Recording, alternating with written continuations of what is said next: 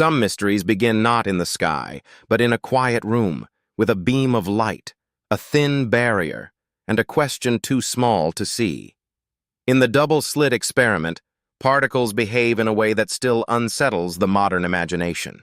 When no one is watching, they seem to spread out like waves, passing through possibilities all at once. But when measured, they appear to choose a single path, as if reality waits until the final moment to decide what should become visible. For many physicists, this is not proof of a simulation. It is one of the strange truths of quantum mechanics. Yet to a generation raised on screens, rendered worlds, and digital landscapes, the comparison is difficult to ignore. A video game does not create every mountain, river, and shadow at once.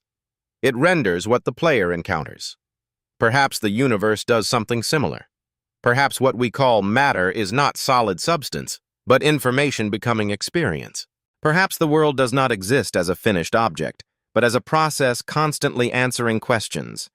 This is where the mystery begins.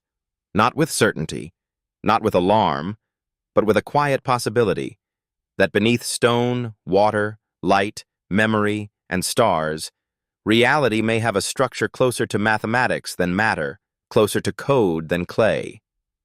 And if that is true, then the question is no longer whether the universe is strange.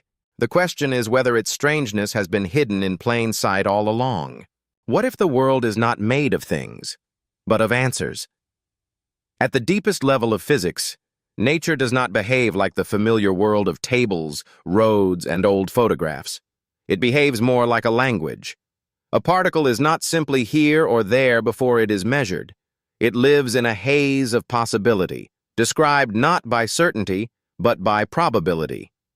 This is one reason the double-slit experiment has become such a powerful symbol. It suggests that observation is not passive. To look is not merely to see what was already there. In quantum physics, measurement appears to participate in shaping what becomes real. Careful scientists do not say this proves the universe is a computer. The mathematics does not require that conclusion. But the metaphor has power because it gives a modern image to an old philosophical wound.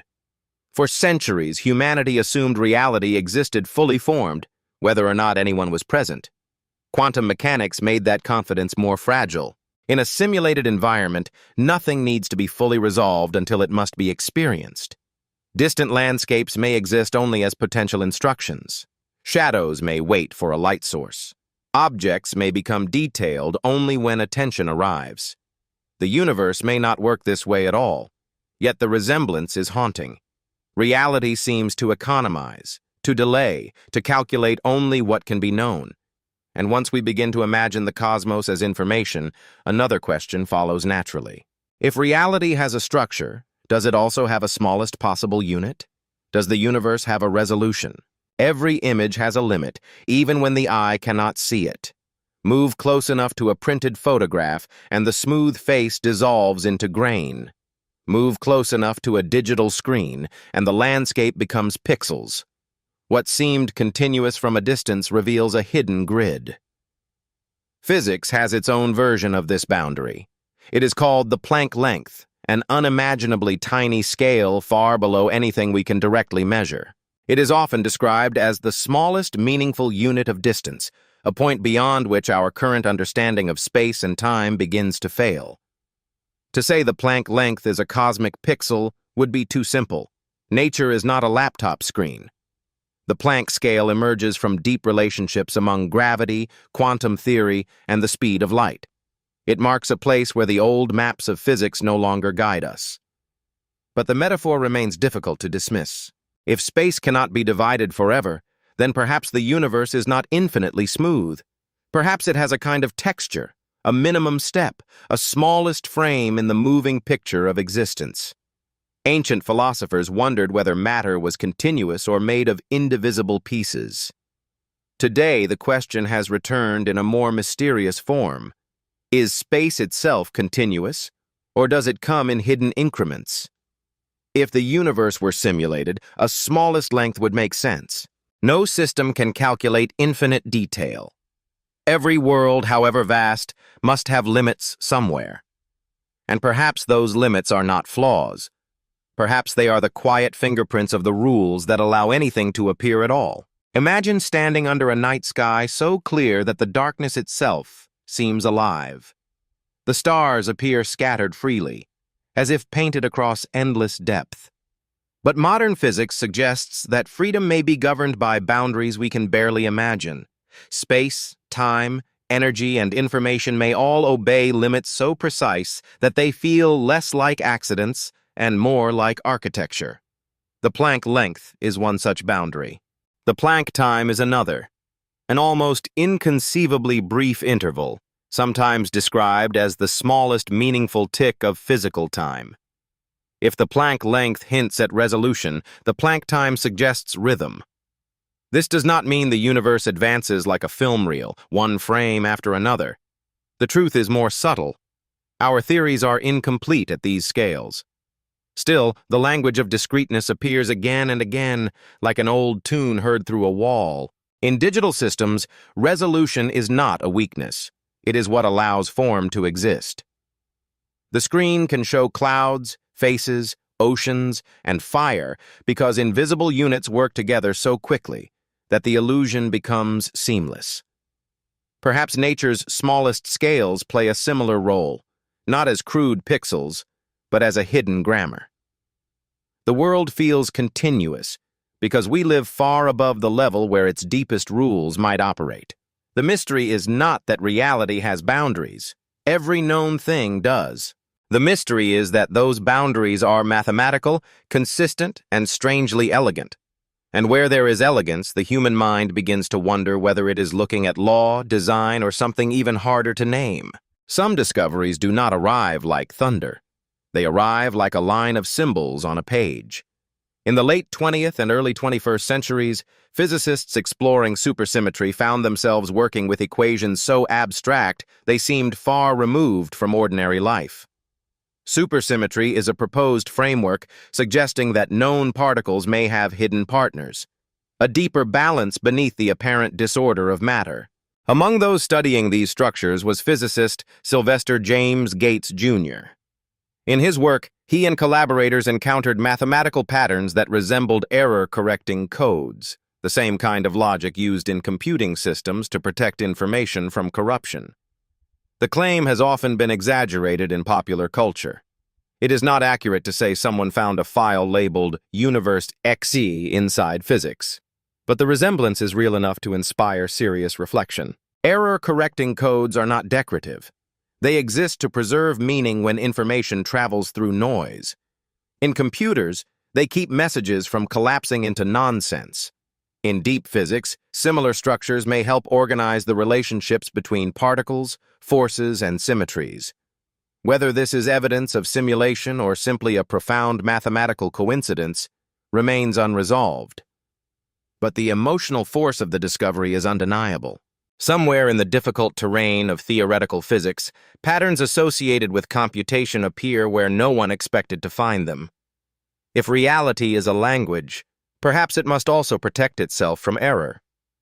Perhaps the universe is not only written in mathematics, but stabilized by it. And perhaps the deeper we look, the more the difference between physics and information begins to fade. A code is not always a message. Sometimes it is a form of survival. Every day, invisible systems correct mistakes around us. A scratched disk still plays music. A spacecraft sends data across millions of miles. A photograph moves through the air as a signal and becomes whole again on a screen. Beneath these ordinary miracles are error-correcting codes, quiet guardians of order. When similar mathematical structures appear in theories of fundamental physics, they stir a difficult question. Why should the universe contain patterns that resemble tools built by human engineers? Is this because our technology imitates nature, or because nature itself behaves like information being preserved? The careful answer is that mathematics often repeats across different domains. The same pattern can describe waves, markets, crystals, and music without implying they are all the same thing. But some repetitions feel more meaningful than others. They suggest a hidden economy beneath the visible world. If supersymmetry is ever confirmed, these patterns may become part of a deeper understanding of reality. If it is not, they may still reveal something essential about how physicists think. They search for order in places where ordinary language fails.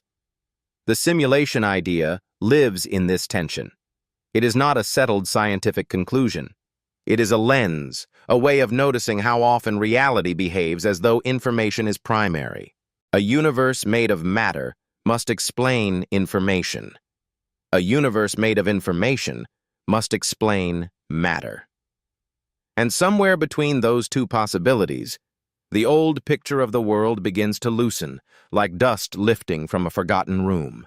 There is a speed limit written into the universe, and nothing we know can outrun it. Light travels at approximately 186,000 miles per second in a vacuum. This number appears in equations of space, time, energy, and causality. It is not merely the speed of sunlight crossing a room. It is the maximum speed at which information can move through the known universe. In Einstein's relativity, this limit is not arbitrary. It is woven into the structure of space-time itself. As objects approach the speed of light, time stretches, distances contract, and energy demands rise toward infinity. The universe seems to defend this boundary with absolute seriousness. But viewed through the metaphor of simulation, the speed of light takes on another meaning. It begins to resemble a processing limit. No system can update everything everywhere instantly. Even the most powerful machine must obey the constraints of calculation. If reality is computational, then perhaps light speed is not simply how fast photons move. Perhaps it is the rate at which the cosmic order permits cause and effect to travel. A kind of maximum refresh rate, a boundary between what can be known now and what must wait. Again, this is interpretation, not proof.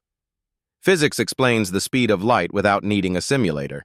Yet the comparison is quietly powerful because both physics and computation depend on limits. A world without limits would be chaos. A world with limits can have memory, sequence, and meaning. And maybe that is what time itself feels like from inside the system. Not a river, but an update arriving moment by moment. Stand beside the ocean and watch a wave approach the shore. It seems continuous, effortless, inevitable. But beneath its surface, energy moves through countless interactions, each one obeying laws too small and fast for the eye to follow. The wave appears simple only because the calculation is hidden. The universe may be similar. Every event, from a falling leaf to a distant supernova, depends on information moving through a structure. The speed of light ensures that no signal can leap ahead of causality. The cosmos remains orderly because news takes time to arrive. This has a strangely human quality. We also live by delayed information. A letter from the past, an old photograph, the light of a star that died before we were born. The universe does not give itself to us all at once. It reveals itself through distance. In simulation thinking, this delay becomes suggestive. If the world is rendered, processed, or updated, then the speed of light may be the rule that prevents contradictions. Without it, every point could demand instant knowledge of every other point. The system would collapse under impossible expectations. Yet there is a deeper beauty in this limitation. Because light takes time, the sky is also a memory. Every star is both presence and archive. Every glance upward is a journey through information already on its way. Perhaps the speed limit of the universe is not a wall, but a mercy. It gives reality sequence. It lets cause become story. And then quantum entanglement arrives and seems to challenge the story completely. Some mysteries do not break the rules. They reveal how incomplete our understanding of the rules may be.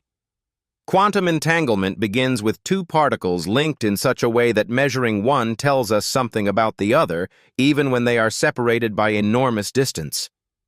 To the ordinary mind, this feels impossible. How can two things remain connected across the silence of space? Einstein famously disliked the implication, describing it as spooky action at a distance. Later experiments showed that entanglement is not merely a philosophical discomfort. It is a real feature of the quantum world. Still, It does not allow simple, faster-than-light communication. No usable message travels instantly in the ordinary sense. The details are delicate, and the science must be handled carefully. But the connection remains one of the strangest facts we know. To those drawn to the simulation hypothesis, entanglement suggests that distance may not be as fundamental as it appears. In a video game, two objects can seem far apart on screen while being closely related in memory. What looks separated from inside the world may be neighboring information from outside it. This idea overlaps with serious physics in unexpected ways. Some theories suggest that space-time itself may emerge from deeper quantum relationships. In that view, distance is not primary. Connection is.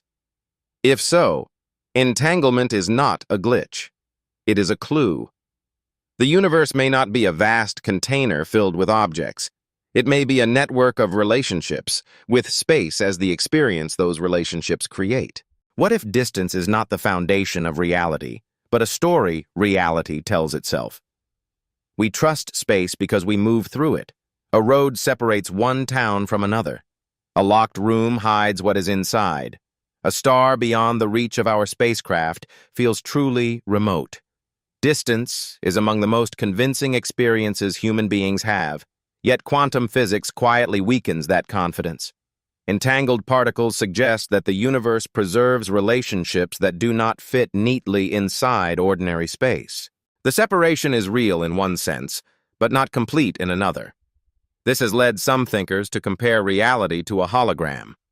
A holographic image appears three-dimensional, but the information that creates it can be stored on a surface. The metaphor is not just poetic.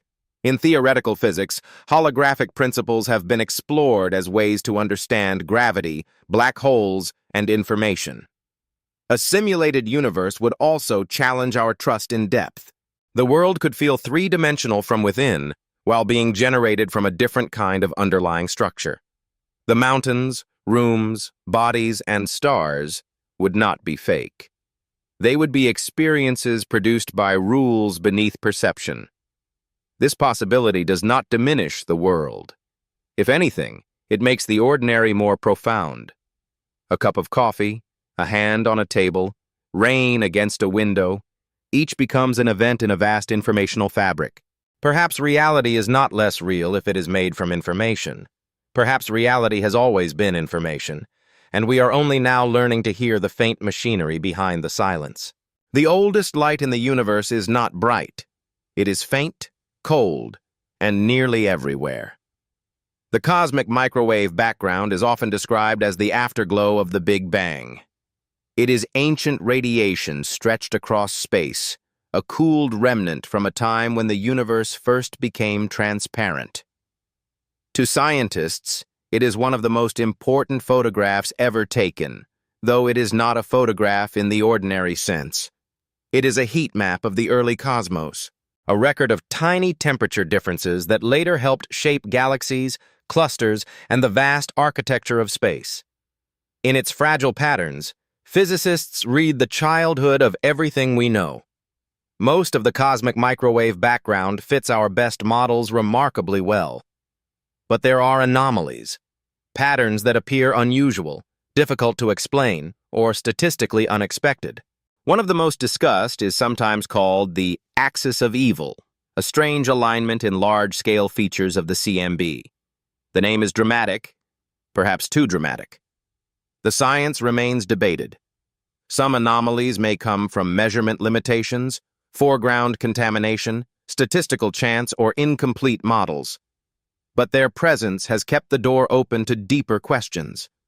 Why does the early universe contain patterns that seem less random than expected? Are they accidents in the data, clues to new physics, or traces of something about the cosmos we have not yet understood? To a simulation-minded observer, such patterns can feel like preset conditions, initial parameters written before the world began. But perhaps every universe, simulated or not, must begin with instructions of some kind. Every beginning leaves a mark. A forest remembers fire in the rings of its trees. A shoreline remembers storms in the shape of its sand. A family remembers loss in the silences between stories. The universe, too, carries memory. Its earliest moments are not gone. They are stretched across the sky. The cosmic microwave background is a kind of fossil light. It tells us that the universe was once hotter, denser, simpler, and younger. It gives science a way to look back nearly to the beginning, not through myth, but through measurement. And yet, even in this ancient light, uncertainty remains. Certain patterns seem oddly aligned. Certain features look colder or hotter than expected. They are not enough to overturn cosmology, but they are enough to remind us that our map is not complete. In the simulation hypothesis, these anomalies are sometimes imagined as artifacts, traces of the underlying system. Perhaps the universe began with boundary conditions.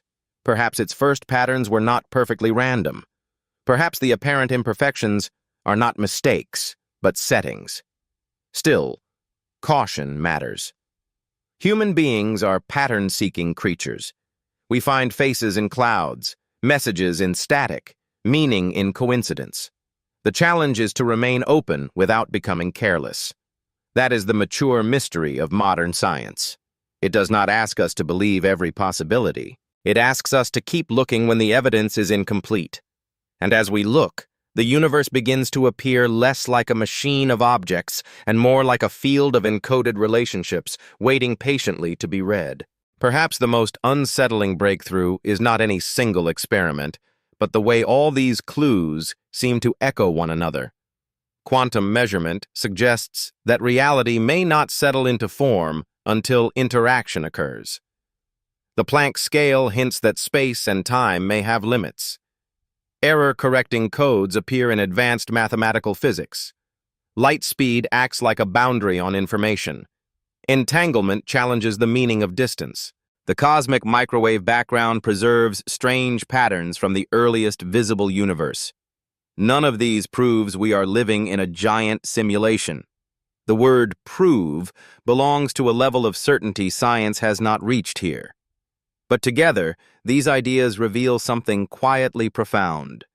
The universe is deeply mathematical, deeply informational, and far stranger than common sense prepared us to accept. Maybe the simulation hypothesis is ultimately a metaphor. Maybe it is a doorway into future physics. Maybe it is a modern myth built from real equations, a way for human beings to imagine truths too abstract to hold directly. But myths are not always false. Sometimes they are the shapes we give to questions before we have the language to answer them. The ancient world imagined reality as woven by gods, sung into existence, or dreamed by a cosmic mind. Our age imagines code, networks, rendering, and information. Each era uses the tools it knows to approach the unknown. The deeper question may not be whether the universe is exactly like a computer. The deeper question is why the universe can be understood at all, and why its hidden order keeps answering in the language of mathematics. At the end of the journey, the room is quiet again.